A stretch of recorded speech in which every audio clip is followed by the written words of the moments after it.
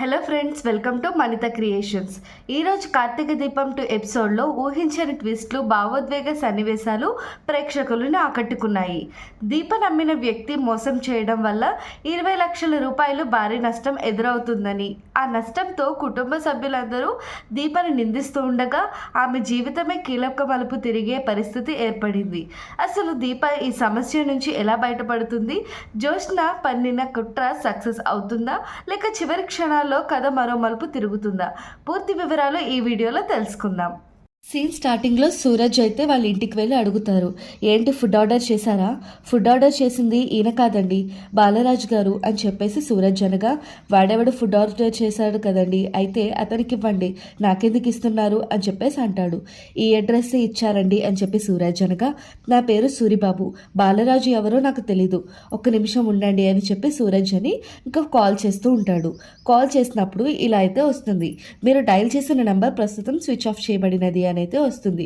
Switch off అని వస్తుందండి, ఇంకోసారి ట్రై చేస్తాను, మీరు కాల్ చేసే నెంబర్ ప్రస్తుతం స్విచ్ ఆఫ్ చేయబడినది అని చెప్పి మళ్ళీ వస్తుంది. ఏమైంది, నెంబర్ స్విచ్ ఆఫ్ వస్తుందండి అని చెప్పి సూరజ్ అనగా, ఫుడ్ ఆర్డర్ చేసినోడు రాంగ్ అడ్రస్ ఇచ్చి ఫోన్ స్విచ్ ఆఫ్ చేశారంటేనే వాడు ఎవడో నీకు బాగానే టోపీ పెట్టాడు అనుకుంటా అని చెప్పేసి అంటాడు. నేనైతే బాలరాజుని కాదు, వాడు ఎక్కడున్నాడో పోయి చూసుకోండి అని చెప్పేసి అంటాడు. అడ్వాన్స్ ఇచ్చాడు, అడ్రస్ ఇచ్చాడు, ఫోన్ స్విచ్ ఆఫ్ వస్తుందండి అని చెప్పి సూరజ్ అనగా, మళ్ళీ మీరు డైల్ చేసిన నెంబర్ ప్రస్తుతం స్విచ్ ఆఫ్ చేయబడినది అని అయితే వస్తుంది. ఏమైందన్నా? ఏం లేదురా, ఎన్జీ ఓనర్ చెప్పింది కరెక్టే, ఈ బాలరాజు గారు మోసం చేశారు, ఇంత పెద్ద ఆర్డర్ డెలివరీ ఇవ్వకుండా ఆగిపోయిందంటే ఏంటి పరిస్థితి, పెద్ద ఆయన ముందు తలదించుకోవాలి కదా అని చెప్పేసి సూరజ్ అంటూ ఉంటాడు. ఇక నెక్స్ట్ సీన్లో దీప శివనారాయణతో మాట్లాడుతుంది. ఇలా పెద్దయ్య గారు మనిషి మాటలు నమ్మకంగానే కనిపించాయి, 50% అడ్వాన్స్ ఇచ్చాడు, పూర్తి వివరాలు రాసిచ్చాడు, ఇవన్నీ చూసిన తర్వాత కూడా ఆ మనిషి మోసగాడని అనుకోం కదా, పెద్దయ్య గారు 1000 భోజనాలు, వాటిని ఏం చేయాలో కూడా తెలియని పరిస్థితి అని చెప్పేసి శివనారాయణ అంటాడు. అప్పుడు పెద్దయ్య గారు అని చెప్పేసి దీపానగా, ఏంటమ్మా పెద్దయ్య గారు, వాడి నువ్వు ఎంత నమ్మావో నాకు తెలియదు, కానీ నేను మాత్రం నిన్ను నమ్మి చాలా తీసుకొచ్చాను, రోడ్డు మీద నిలబెట్టావు, ఇక్కడ ఒక ట్రకే ఉంది, ఇంకా 2 ట్రక్కుల నిండా ఫుడ్ ఉంది, అవన్నీ ఏం చేయాలో అని చెప్పి పక్క నుంచి జ్యోత్స్న అంటుంది. ఇక్కడ కాదు, మిగతా విషయాలు లోపలికి వెళ్ళి మాట్లాడుకుందాం అని చెప్పేసి శివనారాయణ అంటాడు. లోపలికి వెళ్ళి కూర్చున్నాక ఇలా అంటారు, 50 భోజనాలకి 100 భోజనాలకి పెద్దగా వివరాలు అవసరం లేదు, కానీ 1000 మందికి స్పెషల్ మీల్స్ ఆర్డర్ అంటే సామాన్యమైన విషయం కాదు, 20 లక్షల రూపాయల కాంట్రాక్ట్, ఎంత జాగ్రత్తగా ఉండాలి.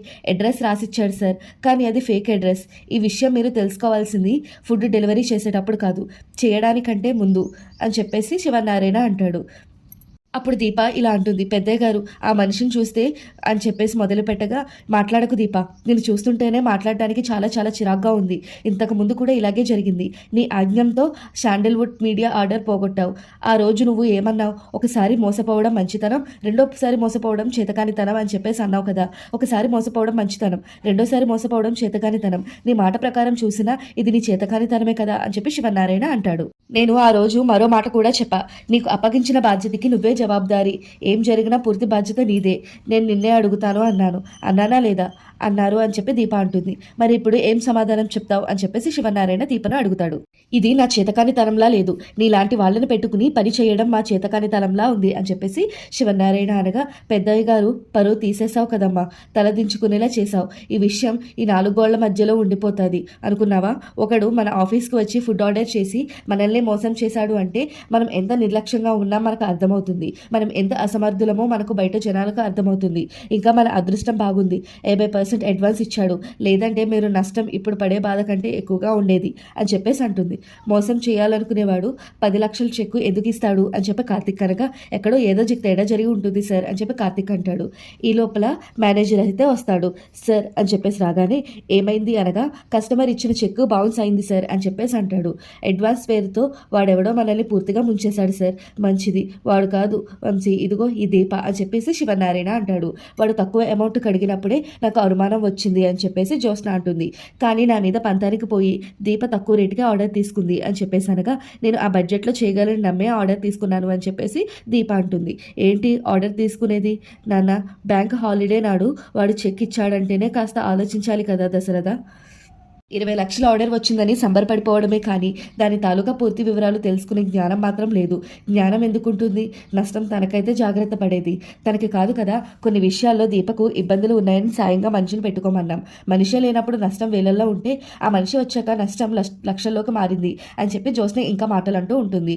మీరు ఏదో ఒక నిర్ణయం తీసుకోకపోతే చివరికి ఆ బ్రాంచ్ని క్లోజ్ చేయాల్సి వస్తుంది. నేను ఆ పనే చేయాలనుకుంటున్నాను అని చెప్పి శివనారాయణ అంటాడు.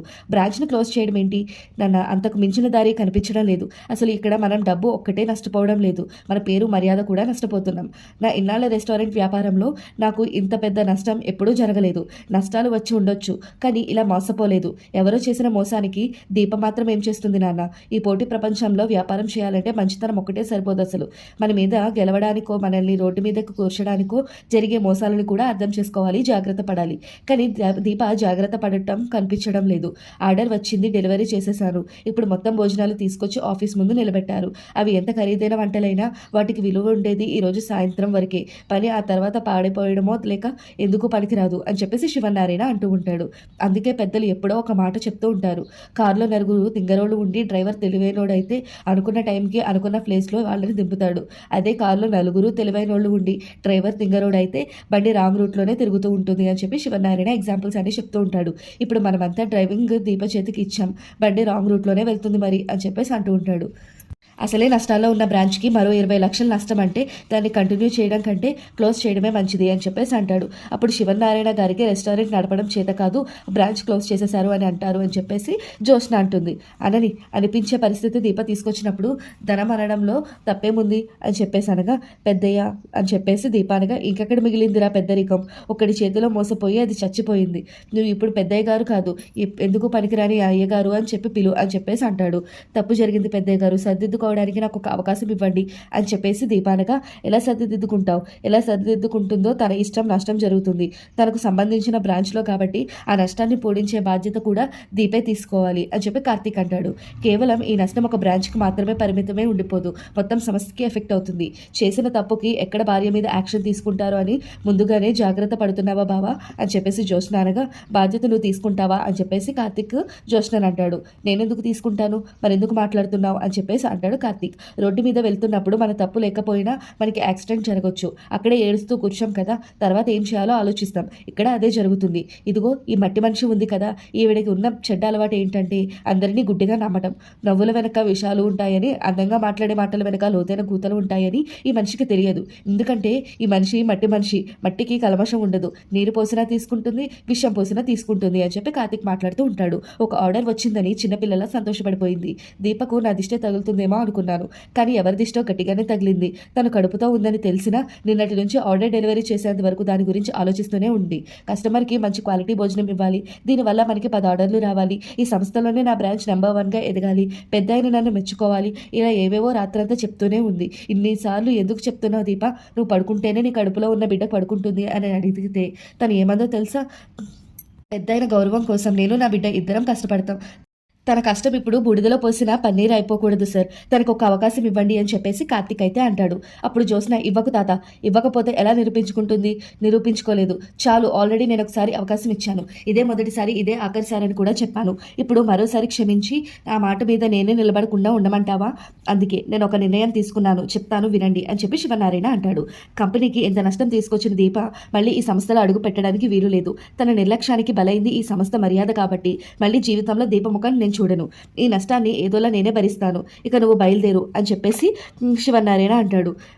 ఇంకా దీప ఏడుస్తూ కాళ్ళ మీద పడుతుంది. పెద్దయ్య గారు, నేను చెప్పడం పూర్తయింది, ఇక నువ్వు బయలుదేరు అని చెప్పేసి శివనారాయణ అనగా, పెద్దయ్య గారు నాకు ఒక అవకాశం ఇవ్వండి, నాకు సరిదిద్దుకోవడానికి ఒక అవకాశం ఇవ్వండి అని చెప్పేసి ఏడుస్తూ అడుగుతూ ఉంటుంది. ఒక అవకాశం ఇవ్వడంతో తప్పులేదేమో నాన్న అని చెప్పి దశరథ అనగా, ఇవ్వద్దు తాత, నువ్వు ఈ పైకి లేగు అని చెప్పేసి శివనారాయణ అంటాడు దీపని. నేను అవకాశం ఇస్తున్నాను, థ్యాంక్స్ పెద్దయ్య గారు, కానీ ఒక షరతు చెప్పండి. ఆ 1000 భోజనాలకి ఉన్న విలువ సాయంత్రం వరకు, సాయంత్రం లోపు ఆ భోజనాల్లో ఒక్క మెతుకు కూడా మిగలటానికి వీల్లేదు, అంతా సేల్ అయిపోవాలి, అప్పుడే నీ సమర్థత బయటపడు. ఆర్డర్ తీసుకున్నది నువ్వే కాబట్టి కార్తీక్ చెప్పినట్టు బాధ్యత కూడా నువ్వే తీసుకోవాలి. ఏం చేస్తారో చేయండి, నాకు డబ్బు నష్టం కానీ పరువు నష్టం కానీ జరగకూడదు, వీలు లేదు. మోసపోయిన మనిషిగా నేను నా ఎంప్లాయీస్ ముందు తిరగలేను. ఏం చేస్తారో చేయండి, మీకు సాయంత్రం వరకే టైం ఇస్తున్నాను అని చెప్పేసి అంటాడు. దీప ఏం చేయలేకపోతే దీప ఈ సంస్థ వదిలి వెళ్ళిపోతుంది. నా CEO అవుతుంది. ఆఫీస్లో కాదు, నా ఇంట్లో కూడా దీప అడుగు పెట్టడానికి వీల్లేదు. ఇది కదా మనకు కావాల్సింది అని చెప్పి జ్యోత్స్న గట్టిగా అంటుంది. సో అందరినీ చూసి ఇంకా కవర్ చేసుకోవడానికి, అంటే తప్పు చేసిన మనిషికి ఇలాంటి శిక్ష పడాలి కదా అంటున్నాను, ఇంకా మీరు వెళ్ళొచ్చు అని చెప్పేసి శివనారాయణ అంటాడు. ఏం చేస్తారో చేయండి, సాయంత్రం వరకు ఎవరు నాకంటే కనిపించకండి అని చెప్పేసి అంటాడు. వెళ్ళండి అని చెప్పేసి అంటాడు. నెక్స్ట్ సూరజ్ కాఫీ తాగుతూ ఉంటాడు. రేపు పొగరబోతోడా అని చెప్పేసి వస్తుంది. కాఫీ తాగు, లోపల జరిగిన దానికి తల బద్దలైపోతూ ఉంటుంది కదా, ఏం చేయాలో తెలియక మతిపోతూ ఉంటుంది. ఇలాంటి టైంలో కాఫీ చాలా చాలా అవసరం, తాగు తాగు అంటూ జ్యోత్స్న అంటుంది. మాట అనగానే వెంటనే కౌంటర్లు ఇస్తావు కదా, ఈసారి ఏమైంది, నోరు పడిపోయిందా అని చెప్పి జ్యోత్స్నానిగా గొంతులో నుంచి ఈ మాట బయటికి రావడం లేదు. పాపం నీకే ఇది కష్టకాలమే, ఇంత పెద్ద మోసాన్ని తట్టుకోవడం కష్టమే. అమాయకంగా భలే మోసపోయారా, మోసపోలేదు, మోసం చేశారు గారు. ఎవరు బయటికి వాళ్ళు కాదు, తెలిసిన వాళ్లే, అది ఎవరో కానీ అడుగుతున్నాను. నువ్వే గెలవడానికి నువ్వెంత నీచనానికైనా దిగజారిపోతావని ఆ మాణిక్యం గారి గొడవ ముందు అర్థమైంది. ఏంట్రా వాగుతున్నావు, సాక్ష్యం లేకుండా నోటికి వచ్చినట్టు మాట్లాడావంటే ఏం చేస్తావు? నేనేం చేయాల్సిన అవసరం లేదురా, నీ చావును మీరే కొని తెచ్చుకుంటున్నారు. 5వ తరగతి కూడా పూర్తి చేయని ఆ వంటలక్క ఇంత పెద్ద కంపెనీకి CEO అయిపోతుంది అంటే నువ్వెలా నమ్మావురా? ఇంత చదువుకున్న వెనుక ముందు ఆలోచించకుండా దానికి సాయంగా ఉండటానికి ఎలా వచ్చావు? నీ సలహాలు నీ సూచనలు నాకేం అవసరం లేదు. Get lost. సలహాలు కాదు కానీ నీకు ఒక ఆఫర్ ఇవ్వాలనుకుంటున్నాను అని చెప్పేసి అంటుంది. ఏంటది అని చెప్పి సూరజ్ అడగా, నీకు 2 దారులు ఉన్నాయి. ఒకటి, మీరు ఆల్రెడీ ఓడిపోయారు కాబట్టి ఈవినింగ్ లోపు ఇక్కడ నుంచి సైలెంట్గా పారిపోవడం. 2, నా చేతిలో కలుపు. నువ్వు ఎలాగో జాదుగాడివి, లేని డబ్బులు ఉన్నట్టు నటించి దీపని మా బావకి కూడా మోసం చేశా. ఆ మాటకు వస్తే మా ఫ్యామిలీనే చీట్ చేసి మా ఇంట్లో అవుట్ హౌస్లో సెటిల్ అయ్యావు. నెక్స్ట్ నేను ఎలాంటి దానో కూడా నీకు తెలుసు కాబట్టి నువ్వు నాతో చేతులు కలిపావే అనుకో, కలిపితే నీకు మంచి పోస్ట్ ఇస్తాను. ఎక్కడ నా ఆఫీస్లో నేను ఒకరి కింద పని చేయను అని చెప్పి సూరజ్ అంటాడు. నాతో కలిసి పనిచేయి, దానికి ఒక అర్హత ఉండాలి. ఓడిపోయేవాడికి ఎదురొచ్చిన అవకాశాన్ని అందిపుచ్చుకోవడం తప్ప ఇచ్చేవాడి అర్హత గురించి మాట్లాడే రైట్ ఉండదు. నా ఓటమిని నేను డిజైన్ చేయాలి, నువ్వు కాదు. ఎందుకురా నీకు అంత పొగరు? అసలు నీకు అర్థమవుతుందా? నువ్వు దీప ఒకటి చేతిలో మోసపోయారు అని చెప్పేసి జ్యోత్స్న అంటుంది సూరజ్ని. లెక్కలు రాస్తే నష్టం 20 లక్షల పైనే ఉంటుంది. అయితే మా ఇంట్లో జీతం లేని పని మనిషిలా బ్రతికే ఆ దీప ఈ 20 లక్షల అప్పుని కష్టపడి తీర్చాలంటే దాని జీవితం సరిపోదు. దానికోసం నువ్వెందుకు నీ లైఫ్ని నాశనం చేసుకుంటావు? ఇంకా 1 పారిపోవడం, 2 నా ఆఫర్ని యాక్సెప్ట్ చేయడం తప్ప నీకు వేరే దారి లేదురా అని చెప్పి జ్యోత్స్న అంటుంది. అప్పుడు సూరజ్, కాఫీ బాగుంది, థ్యాంక్ యూ, నేను చెప్తుంది నీకు అర్థమవుతుందా అని జ్యోత్స్న అనగా, ఒకరు ఆఫర్ ఇస్తే తీసుకోను, నాకు ఆఫర్ నచ్చితేనే తీసుకుంటాను అని సూరజ్ అంటాడు. ఆఫర్ నచ్చాలంటే ఏం చేయాలి? ఆఫర్ చేసే మనిషి కూడా నచ్చాలి అని చెప్పి సూరజ్ అంటాడు. గతంలో మన మధ్య ఉన్న గొడవలు మర్చిపోదాం, ఇంకేంటి అయితే నీకో మాట చెప్పాలి. ఏంటి అని చెప్పి జ్యోత్స్న అనగా, ఐ లవ్ యూ అని చెప్పి సూరజ్ అంటాడు. రే నాకు తెలుసురా, ఏమన్నావురా అన్నాను అనుకో, నువ్వు మళ్ళీ మాట మార్చి నేను ఐ లవ్ యూ అనలేదు థ్యాంక్ యూ అన్నాను అని అంటావు. అనకపోతే ఏంటి, నేను అది రెండోసారి చెప్పను, రెండోసారి చెప్పడానికి కూడా నువ్వు ఉండవు, లేకపోరా అని చెప్పేసి జ్యోత్స్న అంటుంది. ఆ వంటలక్క వండిన వంటలు ఏం చేయాలో తెలియక ఏ మూలను కూర్చొని ఏడుస్తూ ఉంటుంది. పోయి ఓదార్చు, అంతకు మించి మీరిద్దరూ చేసేదేమీ లేదు అని చెప్పేసి జ్యోత్స్న అంటుంది. Thank you once again, and coffee చాలా బాగుంది అని చెప్పి సూర్య అంటాడు.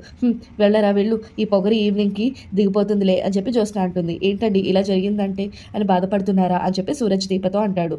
ఏంటి అలా అని ఆలోచిస్తున్నాను, ప్రెజెంట్లో ఉన్న సమస్యలకి గతంలో ఉన్న అనుభవాలే పరిష్కారాలు అవుతాయి అంటారు. ఇలాంటి ప్రాబ్లమ్స్ నేను ఎప్పుడు ఫేస్ చేయలేదు.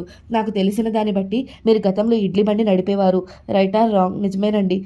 దాని గురించి ఏమైనా చెప్తారా? నాకు ఊహ తెలిసే నాటికే మా నాన్న కుబేర ఒక ఇడ్లీ కోటి నడుపుతూ ఉండేవాడు. అప్పుడు ఏదైనా నష్టం వచ్చిందా? వీరన్ వచ్చింది. అది గతం తలుచుకుంటూ ఉంటుంది. వీరన్న ముందు వచ్చిన వాళ్ళ పేర్లు ఇలా చిట్టి తీసి వాళ్ళలో ఎవరికైనా పేరైతే ముందుగా వస్తుందో ఆ రోజు వాళ్ళకి తిన్నంత టిఫిన్ ఫ్రీగా పెడతామని అని చెప్పేసి అనేది చెప్పింది దీప. సో ఇలా దీప అయితే అప్పట్లో ఈ స్కీమ్ అయితే కష్టపడుతుంది.